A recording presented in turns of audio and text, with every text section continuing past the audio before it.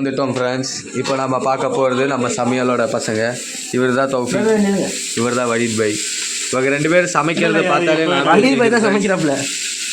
இப்படி ஒன்றும் இல்லை ஃப்ரெண்ட்ஸ், அவெல்லாம் யூடியூப்பில் கொஞ்சம் பிரபலமாகணும் ஆசை.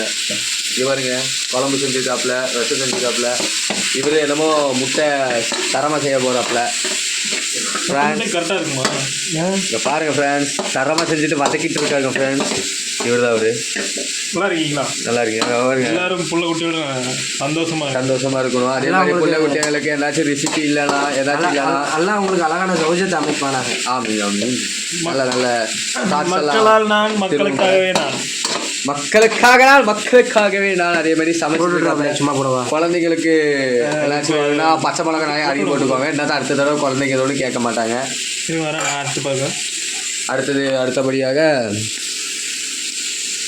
சமையல் செய்ய முட்டை, தக்காளி வதக்கி, உள்ளி வதக்கி, பச்சை மிளகாவும் வதக்கியிருக்காங்க. மூக்கில் வச்சா மூக்கு அடிக்கும் ஃப்ரெண்ட்ஸ். அதனால் மிளகு வெட்டிட்டு மூக்கில் வைக்காதீங்க ஃப்ரெண்ட்ஸ். லைட்டாக குஞ்சல் மட்டும் வச்சுக்கோங்க. ஹோட்டலில் தடவை ஃப்ரெண்ட்ஸ். அப்போ தான் நல்லா எரியும் ஃப்ரெண்ட்ஸ். அப்போ தான் உங்களுக்கு சூடு சோதனை இருக்கு ஃப்ரெண்ட்ஸ். சரி ஃப்ரெண்ட்ஸ், நான் உங்கள் உனேஸ் vlog மீண்டும் இந்த மாதிரி வீடியோ தொடர என்னை சப்ஸ்கிரைப் பண்ணவும், பெல் பட்டனை ஷேர் பண்ணவும், பெல் பட்டனை 3 தடவை ப்ரெஸ் பண்ணி எல்லா நோட்டிஃபிகேஷன் ஆள் கொடுக்க வேண்டும். இன்னும் தான் நம்ம வீடியோ தொடர்ந்து உங்களுக்கு வந்துட்டு இருக்கு ஃப்ரெண்ட்ஸ். உங்கள் உனேஸ் vlogs விடைபெறுகிறேன். நன்றி, வணக்கம்.